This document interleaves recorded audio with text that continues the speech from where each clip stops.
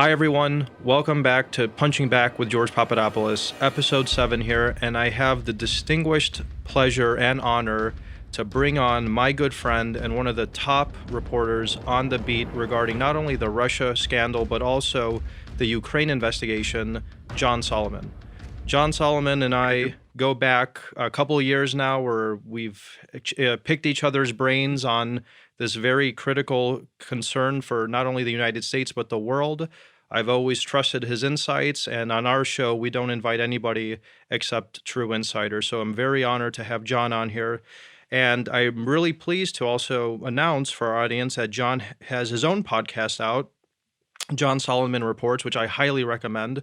He's having incredible interviews on there, and he's really on the front lines of so many issues that are going to be coming out in the headlines moving forward. So definitely check that out. And his new website, Just the News. Just to be clear, John, has that come out yet or no? We've had a couple of preview stories, but we're going to launch. You can break some news on your podcast day. I'm going to launch next Thursday, the official site. Oh, wonderful. So, next week. Wonderful. So we're breaking news here. John is launching his website next week. So that's going to be wonderful. Please check that out because he's really uncovering the truth unlike any other reporter out there. So I highly recommend everything that John is doing. So let's get into it. So John, before we get into this interview that I have planned for a long time now, I just wanted to really ask what's going on with your car break-in. Did they finally get the culprit or culprits? We haven't captured the culprit. It doesn't appear that he was carrying a cell phone. The cameras don't appear to be able to identify his face. We generally know his behavior. It's a man, as far as we can tell. The person accessed my locked car without the key, got the laptop very quickly, made a couple of small efforts to turn it on and maybe get inside of it, hit my security tripwires and got frustrated and dumped it. And fortunately, I had a GPS tracker on there so I could find it very quickly. And a fine gentleman of the security in a building nearby where it was stolen was able to go out and get it for me out in the cold and bring it into safety. And so the current analysis of the authorities and of the security experts I brought in is that my data on my computer was not accessed. So I'm very grateful. Oh. And I'll say this, I've had the laptop since 2013. And early on, I had a friend come over and just forced me to spend an hour or two to put good security on your laptop. And I thought, oh, what a waste of time. This guy's a maniac. Why is he doing this? It was that security that protected my documents and my email and other things when it got stolen because the bad guys couldn't get through the layers of security he helped me set up. So very, very grateful. And for all of us who have devices, take that extra 5 minutes because it definitely paid dividends for me.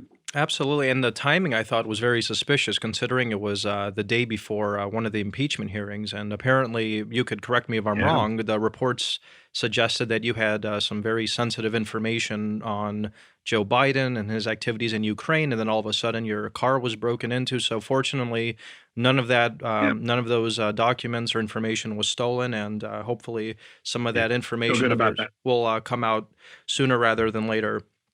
And really going into, I guess, Ukraine and Joe Biden and these new narratives that have emerged recently, the new arguments by Democrats like Senator Blumenthal and others, of course, including the mainstream media, are making the case that the president is shattering any pretense to independence and integrity in the DOJ with the new sentencing guidelines for Roger Stone, and by even discussing the John Durham and Ukraine investigations.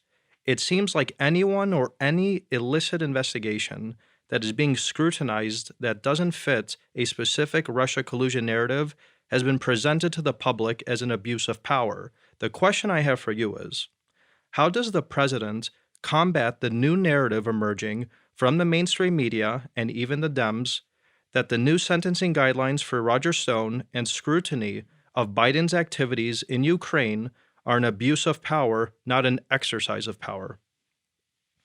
Well, obviously, the Senate has already weighed in a little bit on that because they acquitted the president on the abuse of power charge. And I think the Senate does so because the American public doesn't necessarily share the same sentiments as a part of the Democratic Party does. And I think at the end of the day, when we all step back and we look at what happened to you, George, and what happened to Carter Page, and what happened with the Steele dossier, there's a much larger narrative in America that should concern us, and it's going on elsewhere. And I call it the weaponization of law enforcement. Hmm. What separated our country for 20, 30 generations is that we always used the law and law enforcement simply to mete out justice and not to mete out political penalty or to get even with political enemies. But over the last 10 years, particularly, and really maximized at the start of the Trump campaign, we now see political people inside government feeling that it's okay to weaponize law enforcement to take out a political enemy or to mislead the intelligence community because it will have a political effect, or to ignore the rules of FISA, or to ignore the required honesty you're supposed to have as a government official when you appear before a judge. And it has happened, as you know, painfully in your case and throughout the Russia collusion case. But around America, we are seeing this phenomenon. If you look at the Eric Greitens case in Missouri, a Republican governor was wiped out of office, forced to resign on criminal charges that turned out to be completely bogus. They accused him of extorting a woman with a naked photo, and when it finally got to court, we found out neither the photo nor the allegation from the women actually existed, and it was a political dirty trick. In New York, there's a case involving a guy who's been convicted named Billy Walters, where the government now admits its agents, its FBI agents and lawyers, intentionally leaked grand jury information and even false information in an effort to make the person look more guilty than they were and to put pressure on him to collapse under the weight of the government's mighty powers. That weaponization, that politicalization, that misuse of the most important law enforcement and intelligence tools we have is a greater threat to democracy, our democracy, than anything external that Iran, Russia, others can impose upon it short term. Obviously, there's war, but short of war, this new information warfare, this new weaponization of law enforcement poses one of the greatest threats to democracy, certainly in our lifetime and perhaps in the history of the country. When we begin to use, we settle political scores with the courts and with our law enforcement agencies and our intelligence agencies, we're no better than the banana republics that we've tried to reform for the last 100 years as the leading light of democracy. So I think what concerns me about this is not even the criticisms of the president, because politics occurs. It's the general belief and the general acceptance in the mainstream media and among the Democratic Party that the things that happened in Russia, the things that happened to Greitens, the things that happened to Walters are okay by American standards. That's what is so most troubling. Absolutely. I agree with you, John, and I think it's a great segue into my next point regarding the political effect that these investigators sought to affect upon the American public. Because Carter Page, in his recent interview with you, which I thought was outstanding, he stated very clearly that he feels bad for the country. And he feels bad for the country because I think he echoes the same sentiment that you just expressed in a brilliant fashion. And I really feel that people have to be held accountable. And it's not just myself. I go around the country. I speak at these political events. I go on TV the way you do. And I've been very adamant that we can't have a two-tier justice system in our country, because with a two-tier justice system in this country, the trust that we as Americans hold in the revered institutions that we should be protected by will no longer stand. And when you don't have the rule of law, if you don't have the rule of law, you therefore don't have sovereignty, and then we go down a very, very bad slippery slope where we will crumble from within. And you stated in a great way, where you said not even Iran or China or Russia could cause that type of damage if we corrode from within. So my question is, do you think that specific actors will be held accountable who perpetrated the spying operation on the 2016 campaign and outright interfered in our democratic process. Because it's not simply a story about George Papadopoulos, General Flynn, or even President Trump. This is about the democratic process. And I think that's what sends Right? shivers down American spines, and it should, whether you're on the left, on the right, or in the middle. This isn't a story, a personal story. This is really about trust in the institutions that Americans should believe in. And there's no institution that should be more revered than our democratic process. I consider that an institution. So do you think that Attorney General Barr and these new investigations that have been ramping up recently, and we'll get into more specifics, do you think that people will be held accountable? Or do you think that only Republicans, like the Republican governor that you mentioned, will be targeted on bonus charges, only later to be exonerated after his name has been thrown through the mud, just like mine and General Flynn and others?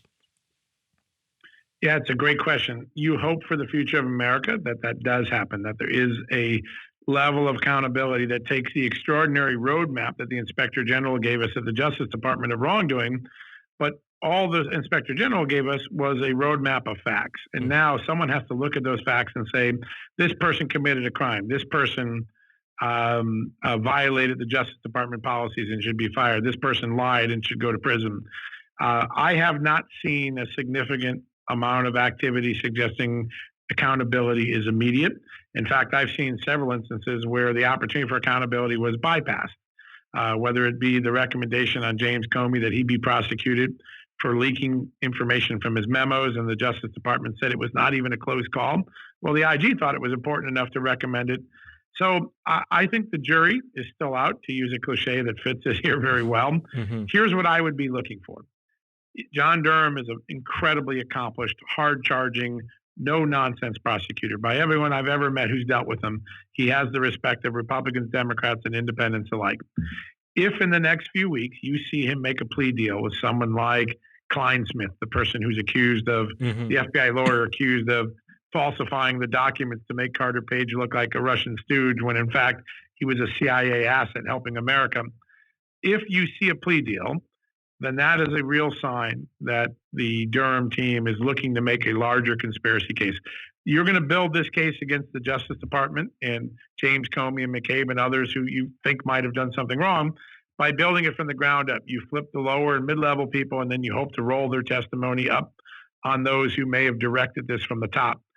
If you don't see that sort of activity, then I think the chance for accountability slips with each day that passes. I suspect that there are plea negotiation discussions going on now.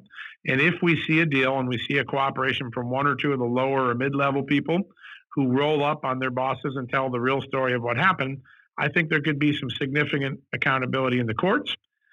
In the meantime, Director Chris Wray, deep into his interview or in his testimony on Capitol Hill last week, said something important that had not been said previously. For actually most of the last 2 years, people have interpreted Wray's comments about the FBI's conduct as ho-hum at best. He didn't seem to be very concerned. But what he told the House Judiciary Committee for the first time last week is every single agent and lawyer who worked on the case in any capacity who still works for the FBI has been referred to the Office of Professional Responsibility, the Internal Affairs Police of the FBI, to have their conduct judged and punishment mete out. That's a big jump for Director Wray, who early on was trying to make excuses for the FBI and suggesting that maybe the FISA wasn't flawed. For him to say that in open court or in open testimony tells me there's an administrative track for accountability now. And I think if Durham starts to make a couple plea deals and roll up, we may see that same accountability in the court of law. You mentioned the FBI and Durham. I've always been under the assumption, just based on knowing my life better than anybody and living abroad during the first couple months on the campaign for both Ben Carson and Donald Trump, and the type of figures that were running into me, whether by accident, whether they were being sent by somebody from higher ups. There was an interesting report that came out about a month ago that dealt into who John Durham has been interrogating, if you will, or interviewing. Interviewing, right? And yes. And some of those names were none other than the former defense attaché at the U.S. Embassy in London, Terrence Dudley, Right. Right. who I have been told by specific people who were active military and former military that it is illegal or borderline illegal for a U.S. defense attaché to make contact with an American citizen abroad, first of all. Second of all, for him and his team to try to then ingratiate themselves within the Trump campaign through myself and trying to make different contacts within the campaign. That's the first thing. And the second thing is, there have also been reports that John Durham has interviewed both Alexander Downer and Erica Thompson, the two Australian diplomats who just fell into my lap a couple days after these U.S. intel personnel in London decided that they wanted to take me out in London for a $500 dinner and drinks at some of the swanky London private clubs over there. So you mentioned the FBI, but I've always stated from the beginning that this was a CIA-run operation that then fed disinformation to the FBI, whether the FBI willfully or not willfully accepted this information to then obtain warrants. And I mentioned this Terrence Dudley person because you mentioned Carter Page, where Carter Page was actively helping the CIA and other U.S. intel agencies, and then people like Kevin Kleinsmith distorted what his actual role was. There's something that I've never actually discussed because this investigation is just now ramping up, and I don't want to throw too many things out there and confuse people. But when Terrence Dudley and his associate Greg Baker from the U.S. Embassy in London reached out to me and not only started to wine me and dine me, they were asking my opinion on the U.S. position in Europe, NATO, how to combat Russia, and they then introduced me to colleagues of theirs at the CIA in Athens, Robert Palm, who was then the U.S. Defense Attaché in Athens, and the U.S. Army Attaché in Athens, who were picking my brain on what I was working on at the time, which was the energy security situation, Turkey's role in NATO, which obviously is a very important topic today, and other various things. During my conversations with these 4 U.S. high-level intel people, I constantly explained to them that while the candidate might want to support a U.S.-Russia relationship, I think, as somebody who worked at a neoconservative think tank the way I did for years leading up to my work in campaign politics, and working then in the energy industry as an American, the last thing I was doing was promoting Russian interests. And there's a trail of emails and other statements that I made to these individuals that would corroborate my statements to them of how to basically harm Russia's influence in Europe. Do you think, first of all, I guess based on all of that, do you think that why do you think John Durham would go and investigate and interrogate those intel personnel abroad instead of just focusing on the FBI? And secondly, what do you think he's looking to find out of Alexander Downer and the Australian government, which we now know President Trump has called on to be investigated publicly? That's a great question. And I think that I go back, it's almost been 2 years now, and I think, George, you helped me with this story, or were quoted in this story, but I wrote a story called London Bridges Falling Down. I remember the that. Mysterious origins of the Russia case. It is pretty clear to me that the original story date that we all focus on, that July 31st was the beginning of the Russia collusion investigation, because that's when the FBI opened up its predicated file on you. It is pretty clear that significant activities predate that time frame. And they may not have been criminal in nature. They may have been more counterintelligence in nature or classic spy work. Yes. And I think that, and you saw this play out recently when Durham and who has much more visibility into the intelligence side of the world than Horowitz had as the IG, who can only look at the Justice Department. They disagreed about whether there was enough grounds to open the predicate in July, whether that was a legitimate request. So what it tells us is that John Durham has a body of evidence that Michael Horowitz doesn't have. And I suspect when we're all done, that this may have started as a classic counterintelligence probe, maybe with even a tactic called false flags, where you think there's a dynamic going on. You send someone to portray themselves as someone they're not to test the theory. And then at some point, the classic regular false flag tactic that's often used in the intelligence world every day without the targets knowing got misused, abused, and it kept evolving. So maybe early on, the British and the US had a concern that certain political figures or certain political entities were being targeted by the Russians and they wanted to test the theory. Hence, they might have someone come to you and plant the seed of there are emails you can get from Russia. Don't you want to go get them? But somewhere along that way, that process, which may have started as a legitimate everyday counterintelligence investigation, suddenly evolved and devolved into something that was much more illegal, improper.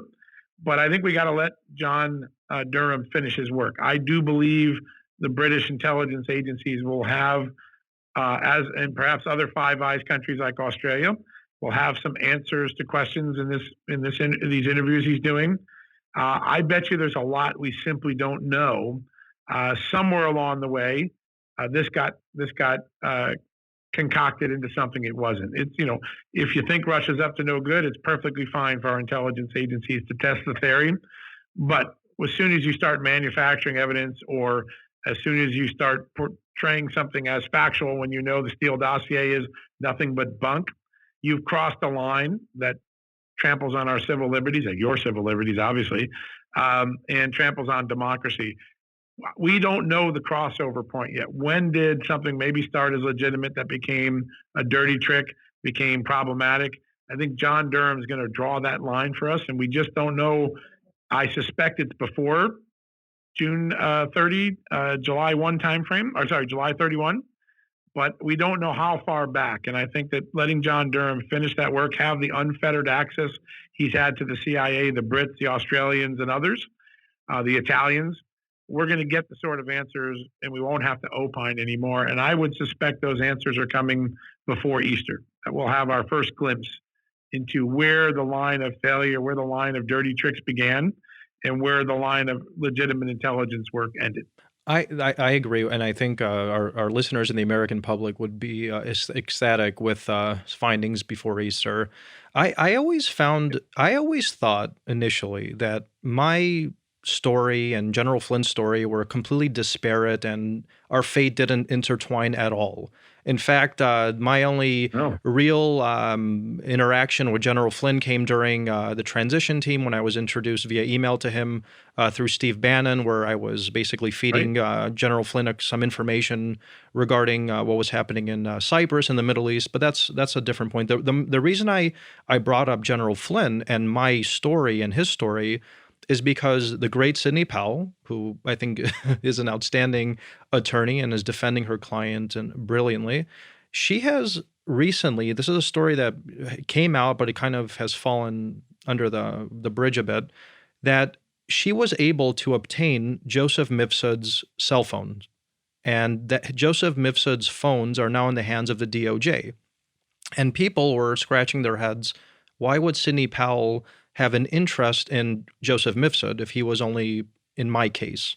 And what we later found out was, and this goes back into the timeline, the point I'm making here is that General Flynn had an encounter with Joseph Mifsud and Stefan Halper and Richard Dearlove. This was the ex-MI6 chief, as early back as 2015. And this is where Svetlana Lakova comes in, and some people might know about her story, but she could tell her own story. And then in early 2016, upon joining the campaign, who falls into my lap? Joseph Mifsud, and later on, Stefan Halper inviting me to London. I don't think it's a coincidence that these two operatives were used to target General Flynn and then myself later on in 2016. And General Flynn was being targeted in London the way I was being targeted in London. And if the Brits had suspicions about General Flynn as early back as 2015, before any public pronouncements from candidate Donald Trump about Russia, etc., and myself, who, if you simply did a Google search on me, you would know I've never even traveled to Russia, that goes into the manufacturing of evidence. And I know that Svetlana Lokova has now sued Stefan That's right. Halper, She and has. she. So, do you think that this is going towards a conspiracy case? And if so, how could it be possible for John Durham to even prosecute a conspiracy case that involves U.S. allies like the UK? These are facts, but I'm not the lawyer. So, do you think Yeah. that how can you actually build a conspiracy case with this type of counterintelligence work involved in our stories? Well, let's keep in mind that when I did the British the London Bridge is falling down story, I did talk to British authorities extensively, and they acknowledged that they had played some role in the Russia collusion case. It wasn't yet public, Yes. but they also emphasized this point: Britain doesn't do anything targeting Americans unless the American government knows. They don't do anything below our noses or behind our backs. They're that, we're very close with Great Britain. So it is a high probability that whatever Britain was doing was either at the behest of the American government or briefed to the American government. And that is consistent with, you mentioned Mike Flynn. Remember, I broke a story last year where when Mike Flynn started to get debriefed by Mueller, they asked him about a note that the British National Security Advisor had sent him as he was preparing to become the American National Security Advisor. So maybe a week or so before Donald Trump was to be inaugurated as president, he gets some sort of a note where the Brits seemed to acknowledge they had done some things on the Russia case and they didn't want him to be upset about it. Unfortunately, General Flynn didn't remember that getting that note, but his aide de camp did. And so that is an important thing to keep in mind. I don't think the Brits did much unless they either briefed it to us or they were asked to do it. Now, let's get back to the other question, because I think it's very important. If you're doing a false flag simply for the purpose of testing an intelligence area, that's a normal intelligence conduct. So let's say, hypothetically, George, that there was some suspicion that Republicans were being targeted by the Russians and they just want to know, were there any takers? That is not an uncommon counterintelligence tactic. Even if you target an American, it's not that uncommon. And they might false flag someone and say, George, there's emails in Russia. Wouldn't you like to go get them? And they would watch to see if you had developed the relationships in Russia to get those emails, which would tell them, wow, this guy's been infiltrated by the Russians. Obviously, you didn't have that problem. You never did. And you told them the opposite, that it would be treason to go get such emails. So you told them the right thing. Unfortunately, they held that from the court. Yes. But where the problem becomes, that first activity may be perfectly normal intelligence activities. Now, maybe they laundered it through the Brits or the Australians to make it one remove so that the Americans weren't targeting an American. But here's where the real problem comes. If that was a legitimate false flag against you, which a lot of smart people I've talked to in the last couple of months say it looks to be now, the more they look at it, the second they use the planting of that false flag evidence to justify a criminal investigation of you and of the Trump campaign, they crossed a very, very bad line. It's one thing to plant evidence to test the theory to make sure there's no counterintelligence threat to American security. But after you plant that evidence, if you then use that as the predicate to go after someone like you or Carter Page, that's where it becomes a very criminal potential matter. And I suspect that John Durham is trying to sort through and see if there was a line that was crossed and when it was crossed. So maybe giving you the information originally was just testing the waters. But when they gave you the information, then use the fact that they gave you the information to say you should be investigated criminally. That's where the dirty trick, the crossing of the line, the violation of civil liberties becomes very real. And I suspect that that's where John Durham is drilling his jackhammer right now. Break through that concrete and find out what lays below that sidewalk they have there. What an incredible first half to that interview with John Solomon. I definitely wanted John to be my first guest because this is a true insider, ladies and gentlemen.